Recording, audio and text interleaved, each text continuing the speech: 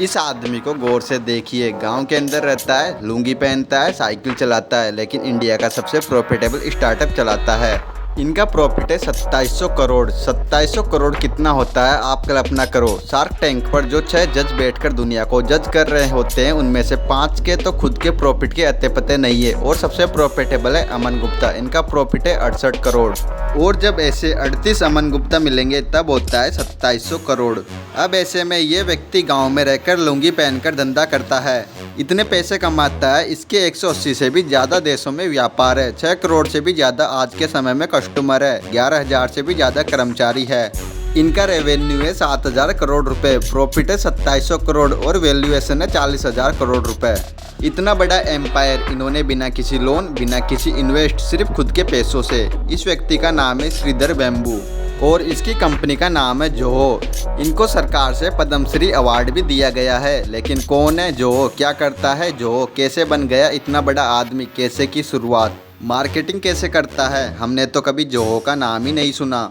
अगर ये सारी चीज़ें जाननी है कि ये आदमी कैसे सब मैनेज करता है, तो सबसे पहले वीडियो को लाइक करके हमारे चैनल को सब्सक्राइब कर लीजिए, ताकि ऐसे ही वीडियो आप तक सबसे पहले पहुंच सके।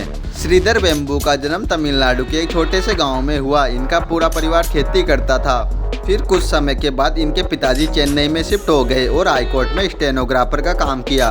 उस समय इन्होंने जेईई का एग्जाम दिया और पहुंच गए आईआईटी मद्रास। श्रीधर अपनी फैमिली के एकमात्र व्यक्ति थे जो ग्रेजुएट हुए। इन्होंने चुना इलेक्ट्रिकल इंजीनियर। जब इनकी आईआईटी पूरी हुई तो इन्हें लगा ये सबसे मुझे वो चीज़ हासिल नहीं होगी जो मुझे चाहिए। फिर इसके बाद ये पहुंच गए प्रिंसटन यूनिवर्सिटी पढ़ने, जो कि बहुत बड़ा लेवल है इस फील्ड में। वहां पर जाकर पीएचडी की उपाधि ली, फिर भी इन्हें मज़ा नहीं आया। तब इन्होंने डिसाइड किया कि मैं किताबों के भरोसे नहीं रहूँगा, मैं खुद की लर्निंग खुद से करूँगा। और किताबें लेकर लाइब्रेरी में बैठकर अपने हिसाब से रिसर्च करने लग गए और चीज़ों को समझने लगे। और फिर इनकी एक कंपनी में जॉब भी लग गई, लेकिन फिर भी इनको अंदर से तसल्ली नहीं मिली। ये इतने इंटेलिजेंट थे कि कंपनी के एक प्रोजेक्ट के लिए C++ नॉलेज की ज़रूरत थी। वो इन्होंने किताबें पढ़कर खुद ही सीख ली। ये सब सीखकर एक ऐसा सॉफ्टवेयर बना कि हार्डवेयर भी उससे कंपेटेबल हो गया। एक टाइम था 1994 का। तब इनके भाई ने कहा कि कंपनी बनाते हैं खुद की, ताकि इंडिया में रोजगार पैदा हो, इंडिया का भी नाम हो। फिर 1996 में ये सीधे पहुंच गए चेन्नई और एक छोटे से कमरे से कंपनी की शुरुआत की, जिसका नाम था एडवेंट नेट। जब इनकी कंपनी की शुरुआत हुई तो पहले प्लान था हार्डवेयर बनाएंगे, कुछ मशीनें बनाएंगे और उसे बेचेंगे। लेकिन सारे पैसे मशीन बनाने में खर्च हो गए। उस समय वो दौर नहीं था कि स्टार्टअप के लिए फंडिंग मिल जाती थी। तो इन्होंने सोचा हार्डवेयर बनाना छोड़ते हैं, सॉफ्टवेयर बनाते हैं, कम इन्वेस्टमेंट आएगी और हमारा काम भी हो जाएगा। आप अंदाज़ा भी नहीं कर सकते, एक छोटा सा कमरा, 2 लैपटॉप है और दोनों भाइयों ने मिलकर कंपनी की शुरुआत की। श्रीधर उस समय टेक्निकल आदमी थे, सॉफ्टवेयर के बारे में जानकारी थी, लेकिन बिजनेस के बारे में नहीं थी। एक बार इन्होंने $30,000 की किसी कंपनी के साथ डील की। जब क्लाइंट से डील हो गई तब क्लाइंट ने कहा कि $30,000 के सौदे करने की तुम्हारी औकात नहीं है। वो तो तुम्हारी चीज़ अच्छी लगी इसलिए मैंने खरीद ली, लेकिन जिस तरह से तुम बेच रहे हो मैं तुमसे ज़िंदगी भर नहीं लेता। उसके बाद इन्होंने सेल्स के बंदे को हायर किया। 2 साल तक मार्केट में घूमे और उसके बाद फाइनेंस मैनेजमेंट के लिए एक बंदा रखा। तब इन्होंने मार्केट में एक्सपेंशन करने की सोची। उनको यहाँ से एक बात समझ में आई कि ये सॉफ्टवेयर बड़ी बड़ी कंपनियाँ बनाकर बड़े बड़े लोगों को देती है।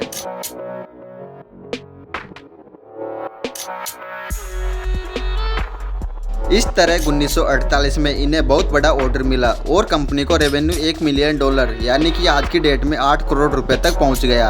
इतने जल्दी कंपनी का रेवेन्यू $1 मिलियन बहुत बड़ी बात थी। उस समय .com का दौर चल रहा था। धीरे धीरे बड़ी बड़ी कंपनियों से वैल्यूएशन खरीदे जा रहे थे, तो धीरे धीरे इनका वैल्यूएशन 1 से 2 मिलियन पहुँच गया। तब इनको ऑफर आया कि $25 मिलियन में कंपनी बेचोगे क्या, तो इन्होंने मना कर दिया। सन 2000 आते आते इनके पास 115 लोगों की टीम हो चुकी थी और 10 मिलियन से भी ऊपर का टर्नओवर पहुंच चुका था।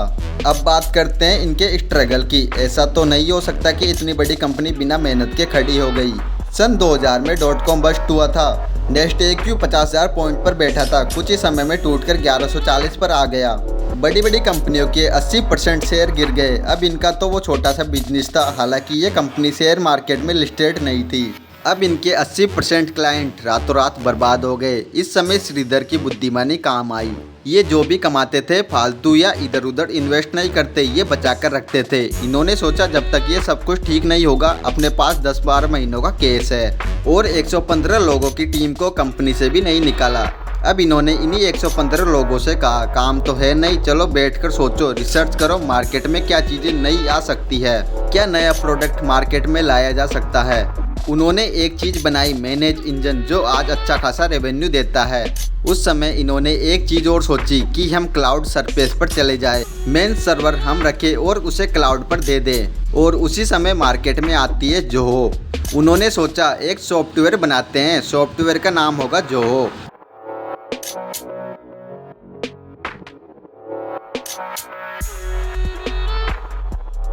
सर्वर हमारे पास ही होगा, जो भी बंदा होगा डाउनलोड करेगा, आराम से काम में ले सकता है। अभी तक भी कंपनी का नाम एडवेंट नेट था और जोहो इनके प्रोडक्ट का नाम था। आपने कभी श्रीधर वेम्बू का नाम और जोहो का नाम इसलिए नहीं सुना क्योंकि ये मार्केटिंग करते ही नहीं है, ये लो प्रोफाइल मेंटेन करते हैं। लेकिन अब ये जो एडवेंट नेट कंपनी थी वो रजिस्टर्ड थी यूएस में, तो इन्होंने 2005 में इंडिया में एक ऐसी कंपनी रजिस्टर की जिसका नाम था जोहो कॉरपोरेशन, और 2009 में जोहो इंडिया में रजिस्टर हो गई। अब ये मार्केट में इसलिए नाम कमाई थी कि ये लो प्राइस थी। इनका कहना है कि जिस कंट्री में सस्ता मिलता है वहाँ से खरीद लो, जिस कंपनी में महंगा बिकता है वहाँ बेच दो। जोहो की एक और खास बात है कि इनके प्रोडक्ट बहुत सारे हैं। इनकी टीम इतनी सॉलिड है कि साल में 3 प्रोडक्ट लॉन्च कर देती है। अब जितने प्रोडक्ट होंगे उतनी ही सेल होगी। धीरे धीरे करके 45 से भी ज़्यादा ऐप इस समय जोहो के बाजार में काम करते हैं। पहला तो सस्ता देते हैं, दूसरा प्रोडक्ट बहुत सारे हैं, तीसरी चीज़ इन्होंने यूज की प्रीमियम मॉडल। ये लोगों को बोलते हैं पहले आप हमारा सॉफ्टवेयर डोमेन काम में लो और अच्छा लगे तो पैसे दो, वरना मत दो। चौथा, channel partner and referrer. Zoho market में बहुत ज़्यादा पैसा खर्च ही नहीं करता। जोहो बोलता है कि हमारे प्रोडक्ट में दम है, कस्टमर तारीफ करता है। लास्ट और important, gap in the market, जो छोटे बिजनेस वालों के लिए बहुत अच्छा है। तो ये थे कुछ पॉइंट जिसकी वजह से जोहो मार्केट में आया, टिका और अब लीड कर रहा है। आज की डेट में जोहो के 11,000 कर्मचारी है, उनमें से 1500 एम्प्लॉय ऐसे हैं जो जोहो स्कूल से डायरेक्ट आए हैं। जोहो में काम करने वाले 15% इंजीनियर के पास तो कोई फॉर्मल डिग्री ही नहीं है। 12वीं के बाद आए, कोडिंग सीखी और काम पर लग गए। जोहो मीटिंग कम से कम करते हैं। जोहो ने गूगल जैसी सुविधा दे रखी है, जैसे कि फ्री कैंटीन, प्लेग्राउंड। जोहो का जितना भी रेवेन्यू आता है मेजर पोर्शन यूएस का है। इंडिया से तो मेन टोटल रेवेन्यू का 10 से 15% ही आता है। श्रीधर खुद गांव में रहते हैं। ये 4 बजे उठकर मीटिंग होती है तो मीटिंग करते हैं, उसके बाद 6 बजे लोकल तालाब में नहाते हैं, उसके बाद खेत का एक चक्कर लगाकर आते हैं और ब्रेकफास्ट करने के बाद बाकी कंपनियों के काम पूरे करते हैं। उसके बाद शाम को गार्डन का चक्कर लगाते हैं, उसके बाद खेती बाड़ी करते हैं। इनके पास कोई बड़ा बंगला या गाड़ी नहीं है। आज के इस वीडियो से बहुत कुछ सीखने को मिलता है। मैंने भी इस व्यक्ति के बारे में बुक्स और यूट्यूब पर रिसर्च की, शॉर्ट्स स्क्रिप्ट बनाई और उसके बाद भी मैं बहुत सारी चीज़ें आपको बता नहीं पाया। फिर कभी जोहो या श्रीधर वेम्बू पर बात करेंगे। वीडियो देखने के लिए धन्यवाद।